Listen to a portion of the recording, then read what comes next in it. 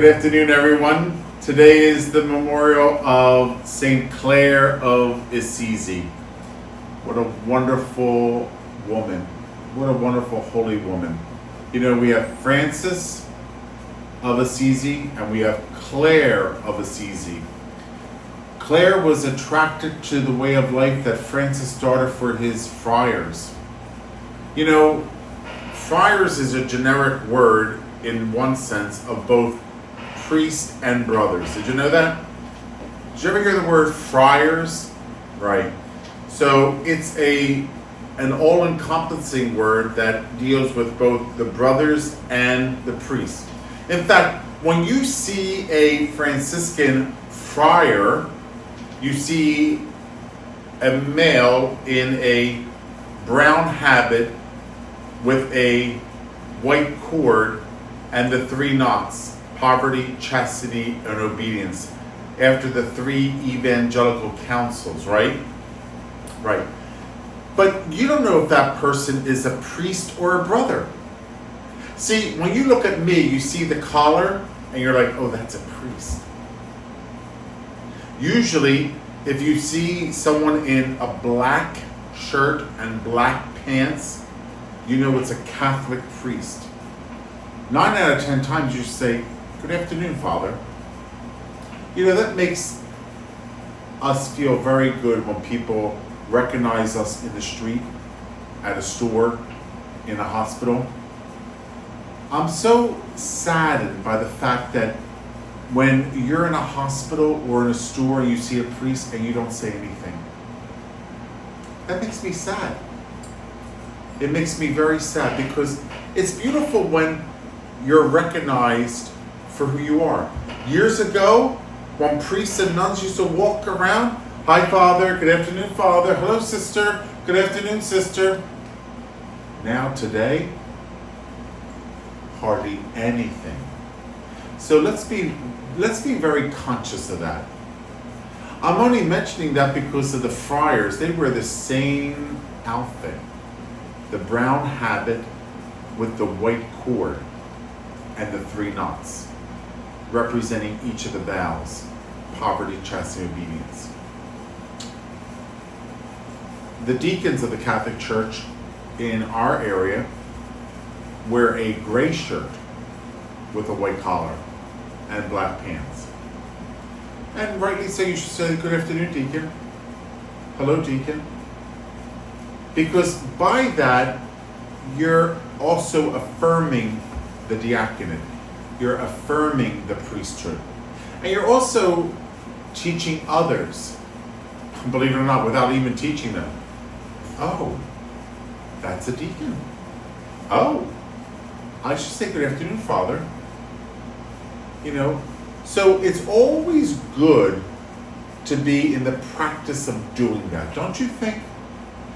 I think that's lost at times. When I was a kid, that was all the time.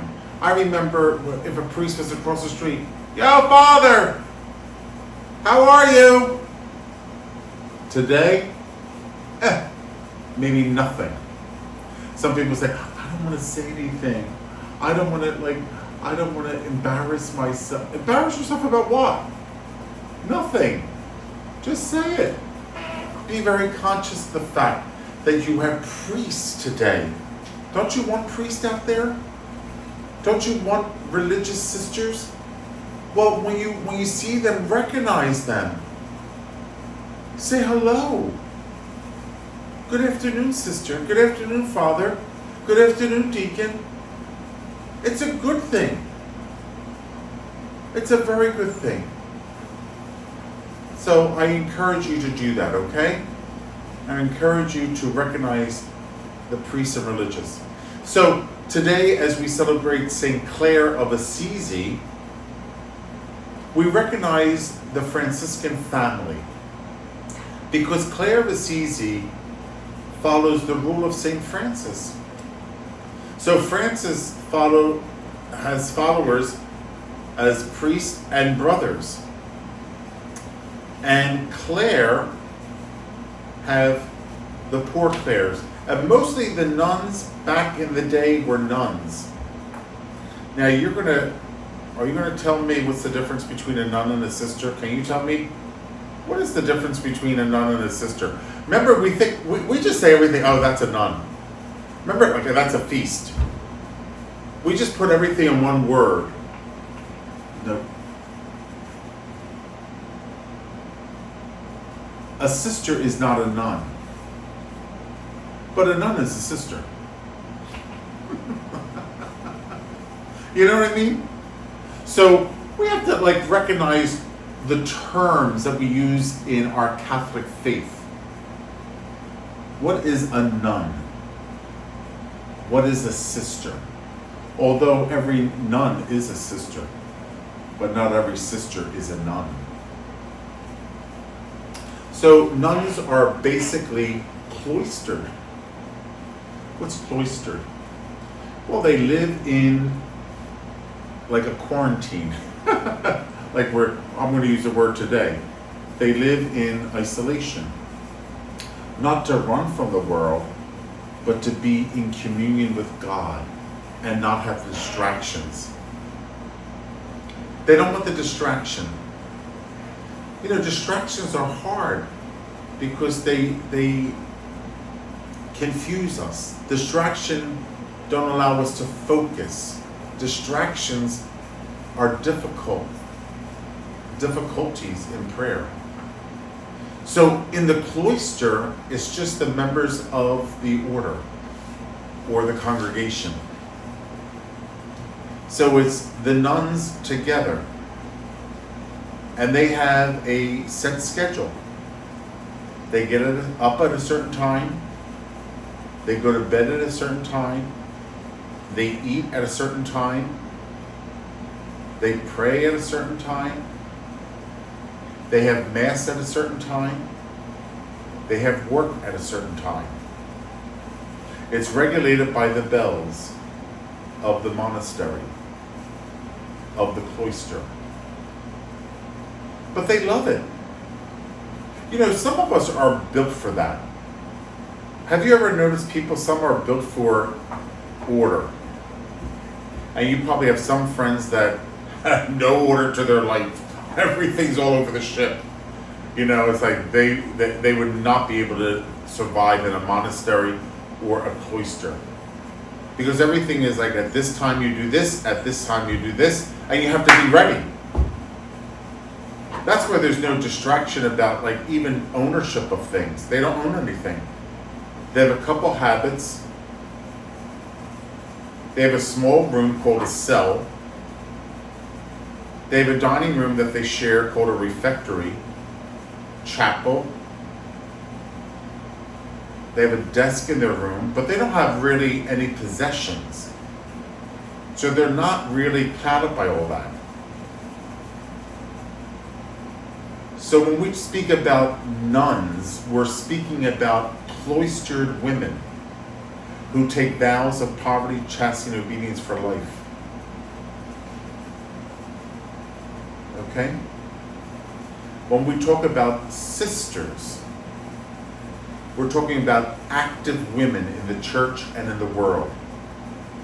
You'll see them teaching schools, high schools, grade schools, universities. You'll see them working in hospitals, nursing homes. You see them working at parishes. They're sisters, religious women who are working in the world. Can you see the difference between nun and sister? Doesn't it make sense now? Nun and sister. So, in the beginning of these women religious, they were all nuns. They were all nuns. Back in the day, they were all cloistered. Only little by little, through the permission of the Pope and the local bishop of the diocese,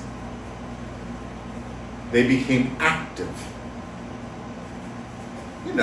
We had to start schools. We ran hospitals. The sisters were needed. But even when we first started doing all those good works, you know what they were called? Semi-contemplatives. Because they still had to maintain the cloister, and yet they worked in the world. So they would be called semi-contemplatives.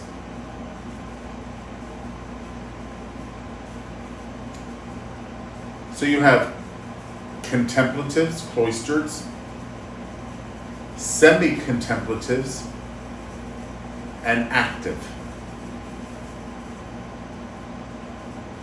So I just want to let you understand that in that order of how religious work. How about the men? Well, the cloisters are monks. Did you ever hear the word monk? They're the cloister ones, right? Benedictines, who are cloistered monks. And then you have semi-contemplatives. They do some work in the world, but they go right back to the monastery or friary. See, we're so used to hearing these two houses, rectories and convents, aren't we? But you guys know about monasteries, friaries, and rectories for the men. And then for the women, the convents. So Francis started a way of life for these men. Some were advanced to the priesthood. Some will remain brothers. Yet, I don't want to confuse you, all of them were called brothers to each other. And all of them wore the same outfit. You would never know the difference. You would call them the friars. They are brothers. And that's where the word friar comes from, did you know? But not in the strict term of brother. Brother in community. So Francis started this way of life, and in the beginning, no worldly possessions, no clothes that you should wear that are fancy, no jewelry, no fancy shoes. Francis says you wear this tunic. You tie it in the center with a belt called a cincture. And the cincture has 3 knots on it, representing our 3 vows: poverty, chastity, and obedience. No socks, just sandals. We rely on divine providence. In our monasteries and friaries, we just have everything nice and ordered, but nothing fancy. Our dining room, called a refectory, simple. Tables, wooden chairs, wooden floor, a crucifix, and an image of Mary. That's it.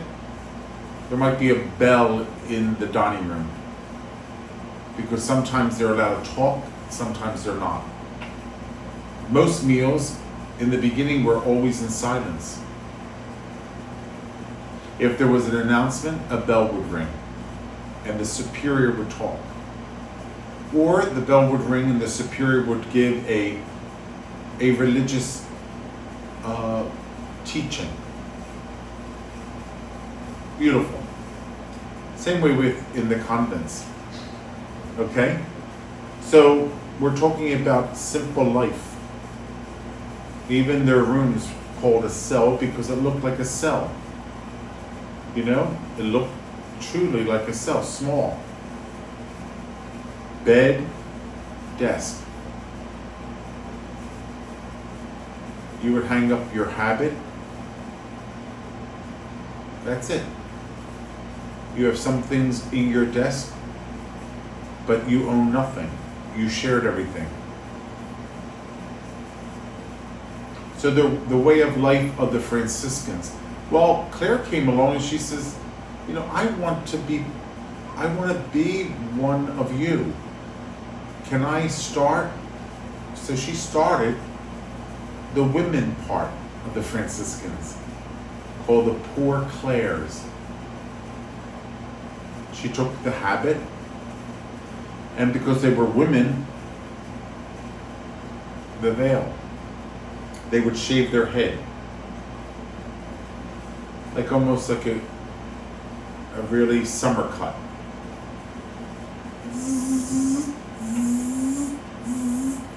And they put the veil on, and it would go, and they would leave an opening for their face, and they would tie it in the back. And then they would put a veil on top of that, right? So they put on that first piece that was really over their head and face. There was an opening here, though. You have to have an opening to see and eat and smell, right? And then they would tie it in the back. And then they would put a veil and they would pin it up top. And that's what the sisters wore. But from the neck down, they almost looked like the male part. The habit was the same.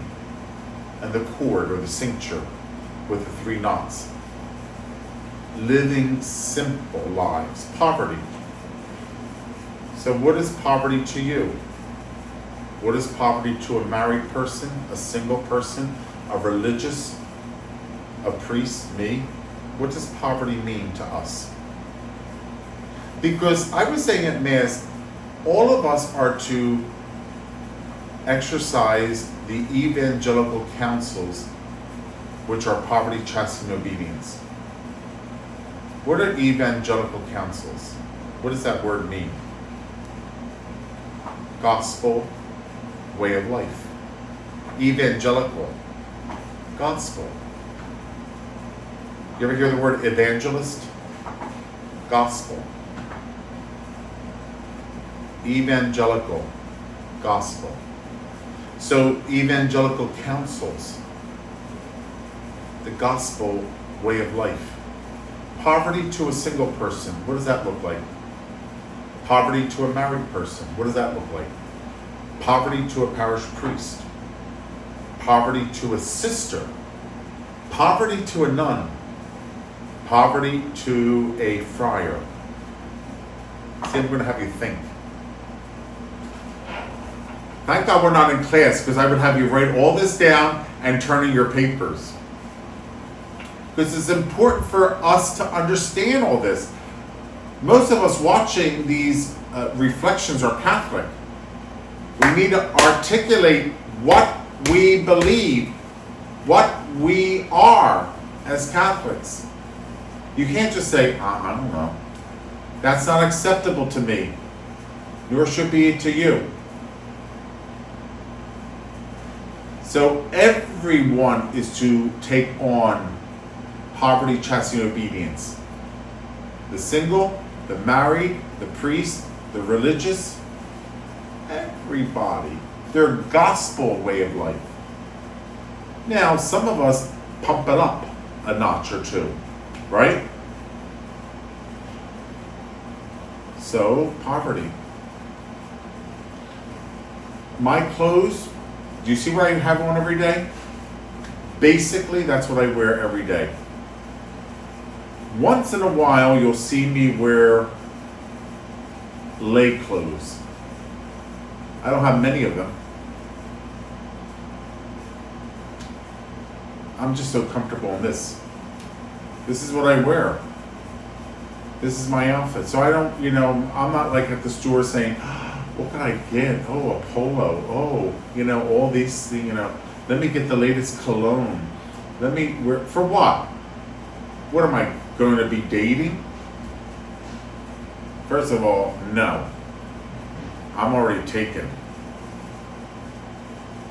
My way of life is a particular way of life. right? But I'm a diocesan priest. I don't take a vow of poverty. But because I'm baptized, I promise poverty. Wrap your head around that. So that means I shouldn't have possessions that possess me. But how about if I was a monk? Poverty looks different. How about if I'm married? Poverty is different. But we don't escape it. The same thing with chastity and obedience. So, poverty of spirit, to depend on God, and not to want every little gadget that comes out, to be up with the Joneses. I have to get this, I have to get that, I have to get this because they have that. You know, young kids. They think everything they get will make them happy. I need to have this, I need to have that, I need it. No, you don't.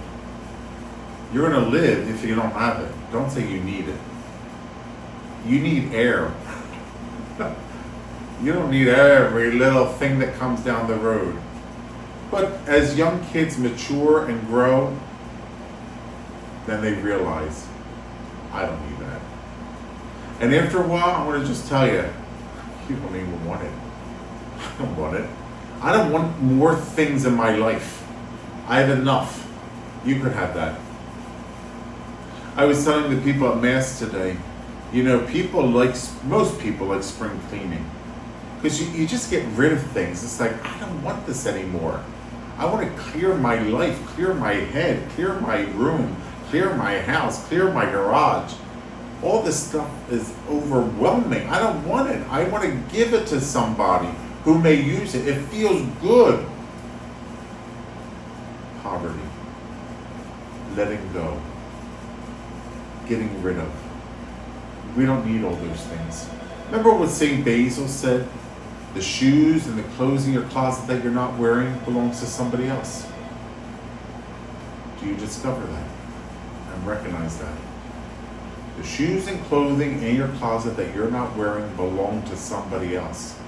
Give it to them. That's going to be our judgment, how much we have loved. How much we have loved others. You know, oh, I'll fit in this one day. No, you're not. In fact, you're going to get heavier probably more than get thinner, right? I mean, you just come to a point in your life to say, well, you know, sometimes we go on diets and we go down, right? And it feels good. And then all of a sudden we gain it back. Or, you know, it's just the ebb and flow of life. But when you're holding onto all these clothes, it's best just to let them go. And whatever you're wearing, you're wearing. And if you go down, just keep that and maybe one outfit of the size that you went down in. But be careful with that because your whole closet could be like a department store. You know, people have all these clothes and shoes and all that. Just be careful with all that. See, our clothes can be a false god. Our jewelry could be a false god. Women's makeup. All false gods. You have to be careful. I'm not saying you don't have these things. You can have them in right proportion, right? Just be careful they don't possess you. Once you're taking up your bathroom and you give your husband just this section, you know they're possessing you. If your husband only has a little teeny corner of the vanity, it's not right. Something's not right. He may not say anything to you because he wants peace in the house. Not a good thing. You have to ask yourself, what's going on here? Do I need all this? You know. So I want you to think about that. That's poverty in a single person's life, a married person's life, a priest personal life, a religious, a nun, a sister, a monk, a friar. Poverty.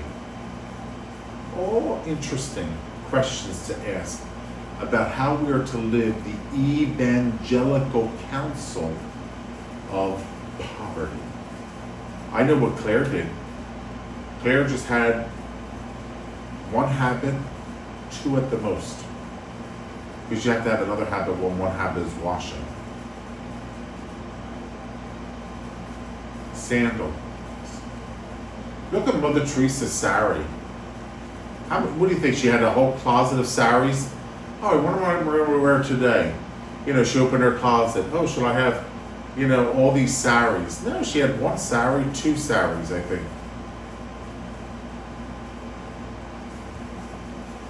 But that's that way of life. What about your way of life? So tomorrow I'm going to talk to you about chastity. Then the next day I'm going to talk to you about obedience. So I'm going to take the 3 vows and talk to you over 3 days. And I don't want you to think of vows as only for nuns or friars. I want you to think of the vows for everybody, all in their proper order. Okay? Also, just wanted to give out 2 commercials today. First commercial is we're having our feast. Susan Rodzowitz has her committee, she chairs it. Every year she does a great job with her feast committee. And we celebrate St. Mary Feast every year, usually the second weekend of September. All right? And we focus on the title of Mary. You probably all know that we're called Saint Mary, right? No title. So every year, guess what we do? We pick a title. We pick a title of Mary and we talk about it, have devotion to it, pray about it. So the second weekend of September. This year, Susan and her committee are planning something Friday night, something Saturday night, and something Sunday. That's nice, isn't it? So keep abreast of the bulletin and flock note of what we're doing for the feast. Because it's going to be on that Friday, Saturday, and Sunday of the second weekend in September. Now, I want to tell you, we're not going to draw the Bonanza Raffle then. We need your help. What do I mean by that? Well, I don't know if you've all bought a ticket yet or sold a ticket or both. You buy one or you sell one. That would be great. But I need everyone to participate in the Bonanza Raffle. Now, the ticket is $100. I understand that. You could even share a ticket with a friend, 50-50. The top prize is $10,000. $10,000. Second prize, $5,000. Third prize, $2,500. And then if you sold it, you get a prize. A money prize. So the Bonanza Raffle is still going on. Did you buy your ticket yet? Did you sell a ticket yet? Did you buy and sell a ticket yet? I would love 2 per family. You know what I mean? I'm not saying that you have to buy 2. I'm just saying you could sell 2. I don't know. Or you can of course buy one and sell one. Now, I was out to dinner, I told you, with my friends from not a previous parish, He was my high school friend. That's what it was. Him and his wife I went out to dinner with. And I sold 3 at that dinner. And I was just talking about it. I wasn't pushing it. He goes, oh, I'll take it. And then his wife said, Father, give me one personally. That's my husband's. And then in the conversation, his son calls. And he's telling about what we're talking about. And his son said to his dad, Dad, put one in for me. I'll give you the $100 when I see you next. So I sold 3 right there at dinner. Of course, then I bought one personally. So that night I had 4 sold. Me, my friend, his wife, and his son. So I'm just asking you if you could help us out.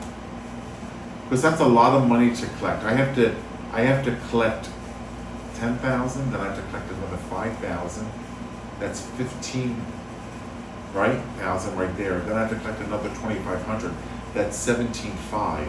Then I have to count. Then I have to collect the prize money. So I have to build that up. Then I could start at 0 and start building up. Right? That's how it works, right? Thank God. Our parishioner Hank Fox has graciously, printed the tickets for us. Thanks, Hank. You're such a blessing to us so many ways. You're so good to us. We never have to ask twice. You always say whatever you need. You're like so many of our parishioners, especially parishioners who are in business. They're so kind to this parish. I'm very humbled and grateful.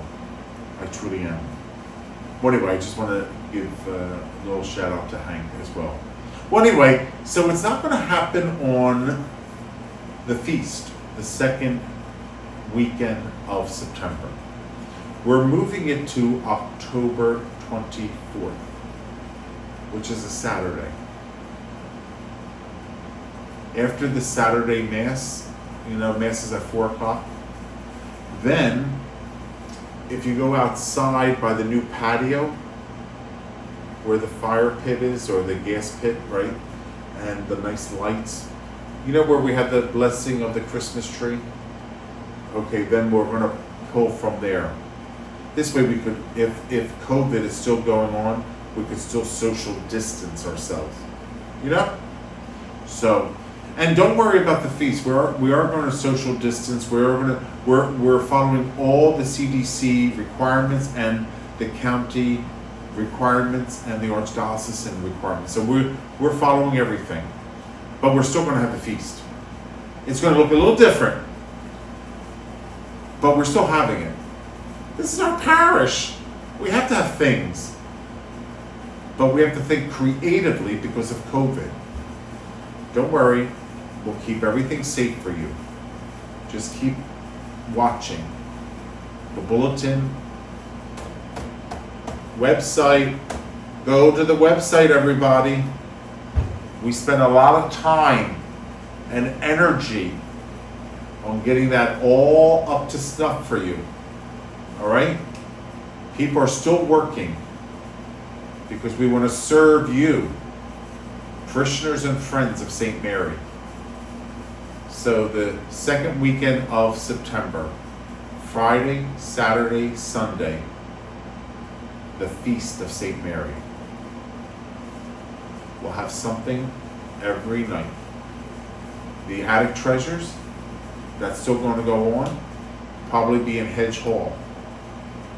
Big space. Big space. 25 at a time. Walk around, follow the path. Very nice. Still have our social. And I think we're talking about a movie night. So anyway, Susan has to talk to her committee. All right? So once she gets all that done and she speaks to her committee, then we'll make it public. Right? That's all good stuff. Bonanza Raffle. Remember we were supposed to have it in May? I that couldn't be done. Sorry. It's not, I'm tied. Then we went to September. 3's a charm. So now we're going to the last Saturday in October. All right? The last Saturday in October. So if you have not bought your ticket or sold a ticket or both, that's a wonderful prize to get. Would you like to have $10,000? I'm sure you would. I'm sure there's some bill or some tuition you have to pay, and that's easy. You know, when you think about it, we spend money for some things that we don't even need, you and me. But this might be a good investment. Because you know why? Like I said to you before, we're not selling to the whole state of Pennsylvania. We're selling to our little parish. So how many are we going to be selling? You have a great chance to win. Okay, there are my two commercials. The feast, the second weekend of September, and the Bonanza Raffle drawing, last Saturday of October. A bountiful harvest. A bountiful harvest. Top prize, $10,000. Second prize, $5,000. Third prize, $2,500. And if you sold, you could even sell to yourself. So not only do you get the winnings, you also get another prize. Let's say if you sold yourself the ticket that won $10,000. Do you know what the seller's prize is? $500. Hello? So you get, what wonderful, you get $10,500 that night. You don't have to be present to win. We'll call you, okay? So call Sandy if you don't have a ticket, and that would be great. That would be wonderful. I have to ask Susan if she's going to have a couple at the feast, just stashed away, so that, I don't know, if you come to the feast and you say to somebody, do you have that Bonanza Raffle? And they could say, I got one for you. So I have to talk to her. I have no idea. I'm not promising anything, but I thought to myself the other night, I wonder if Susan's going to have like a couple set aside if anybody wanted to heard about it. Because you know we have parishioners and we have friends of St. Mary. They hear about it. They want to participate. Okay. All right. God bless you. Today is the memorial of Saint Clare of Assisi, in which the church celebrates her life and her good works. Have a nice day, everybody.